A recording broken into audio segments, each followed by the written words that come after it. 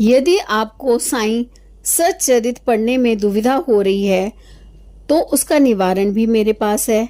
मैं पूरी साईं सच्चरित का पारायण अध्याय सहित मेरे इस चैनल पर करूंगी। आप केवल सुनकर इसका लाभ उठाएं तथा बाबा का आशीर्वाद प्राप्त करें। आपको बस मेरे इस चैनल को सब्सक्राइब कर इससे जुड़े रहना है ताकि आप मेरे साथ पारायण कर सकें। इस वीडियो को ज़्यादा से ज़्यादा लोगों को शेयर करें ताकि सभी को उनके प्रश्नों के उत्तर मिल सके तथा वह भी लाभ उठा सकें। वीडियो पसंद आई हो तो लाइक जरूर करें और ओम साईं राम लिखकर बाबा के यहाँ अपनी हाजिरी जरूर लगाएं तथा बेल आइकन का बटन भी दबाएं ताकि जो भी मैं नई वीडियो डालूं वो आप तक पहुंच सके और आप उसका लाभ उठा सके। श्री साईं सच्चरित्र का पहला अध्याय, गेहूं पीसने की घटना। 1910 में एक दिन मैं सवेरे श्री साईं बाबा के दर्शन के लिए मस्जिद में गया। वहां का विचित्र दृश्य देखकर मेरे आश्चर्य का ठिकाना ना रहा कि साईं बाबा मुंह हाथ धोने के बाद चक्की पीसने की तैयारी में जुटे थे।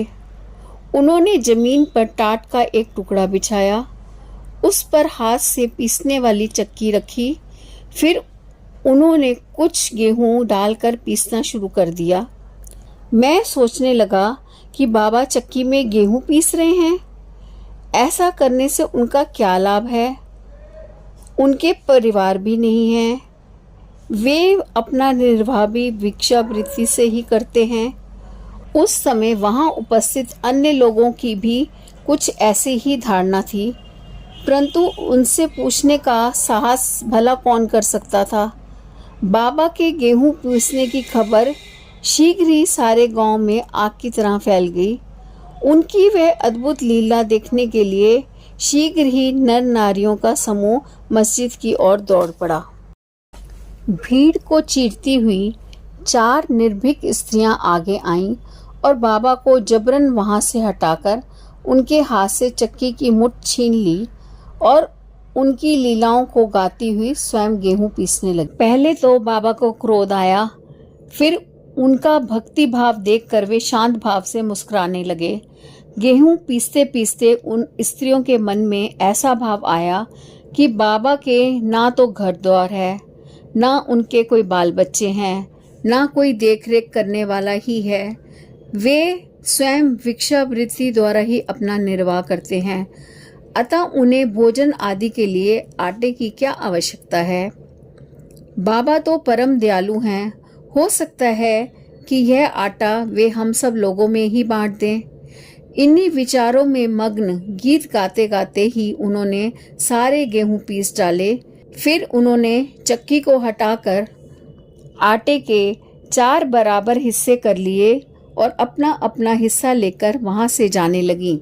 अभी तक शांत मुद्रा में निमग्न बाबा उसी क्षण क्रोधित होकर अपशब्द कहने लगे, स्त्रियों, क्या तुम पागल हो गई हो? तुम किसके बाप का माल हड़प कर ले जा रही हो? क्या किसी कर्जदार का माल है जो इतनी आसानी से उठाकर लिए जा रही हो? अच्छा, अब एक काम करो कि इस आटे को ले जाकर गांव की मेड़ पर बिखेराओ। मैंने शिरडी वासियों से पूछा कि जो कुछ बाबा ने अभी किया है उसका वास्तव में क्या अर्थ है। उन्होंने मुझे बतलाया कि गांव में हैजे का प्रकोप चरम सीमा पर फैला है, उसके लिए ही बाबा का यह उपचार है। अभी जो गेहूं आपने पिसते देखा था वह वास्तव में गेहूं नहीं, हैजा था जो पिसकर नष्ट कर दिया गया। इस घटना के बाद सचमुच हैजे की संक्रामकता शांत हो गई और सभी गांववासी स्वस्थ हो गए हैं। यह जानकर मेरी प्रसन्नता का और छोर ना रहा। मेरी जिज्ञासा जाग गई। मैं स्वयं से ही प्रश्न करने लगा कि आटे और विभूति का हैजे रोग का भला पारस्परिक संबंध क्या है? इसका सूत्र कैसे मिले? घटना समझ में आने वाली नहीं लगती। अपने मन की संतुष्टि हेतु इस मधुर लीला का मुझे 4 शब्दों में महत्व अवश्य प्रकट करना चाहिए। लीला पर चिंतन करते हुए मेरा हृदय प्रफुल्लित हो गया और इस प्रकार बाबा का जीवन चरित्र लिखने के लिए प्रेरणा मिल गई। यह तो सब लोग जानते ही हैं कि यह कार्य बाबा की कृपा और शुभ आशीर्वाद से सफलतापूर्वक संपन्न हो गया। गेहूं पीसने का आशय। शिरडी के लोगों ने गेहूं पीसने की इस घटना का जो अर्थ लगाया वह तो प्रायः ठीक ही है, परंतु इसके अतिरिक्त मेरे विचार से कोई दूसरा अर्थ भी है। वह यह है कि बाबा शिरडी में 60 वर्षों तक रहे और इस अवधि में उन्होंने गेहूं पीसने का कार्य प्रायः नित्य ही किया। पीसने का आशय गेहूं से नहीं वरन अपने भक्तों के पापों, दुर्भाग्यों, मानसिक तथा शारीरिक दुखों को नष्ट करने से था।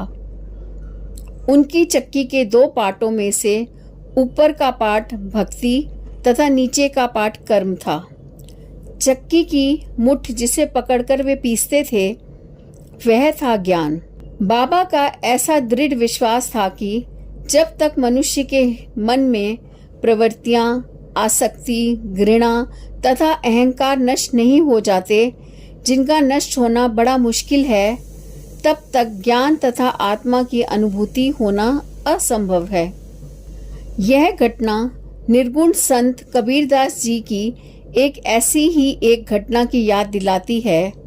कबीरदास जी एक स्त्री को अनाज पीसते देखकर अपने गुरु से कहने लगे, जैसे अनाज चक्की में पीसा जाता है उसी प्रकार मैं भी संसार रूपी चक्की में पिसे जाने की पीड़ा अनुभव कर रहा हूँ। उनके गुरु ने उत्तर दिया कि घबराओ नहीं, चक्की के केंद्र में जो ज्ञान रूपी दंड है उसी को मजबूती से पकड़े रहो। जिस प्रकार तुम मुझे करते देख रहे हो उससे दूर मत जाओ, बस केंद्र की ओर ही बढ़ते जाओ और तब यह निश्चित है कि तुम इस संसार सागर रूपी चक्की से निश्चय ही बच सकोगे। श्री सच्चिदानंद सद्गुरु साईनाथ महाराज की जय।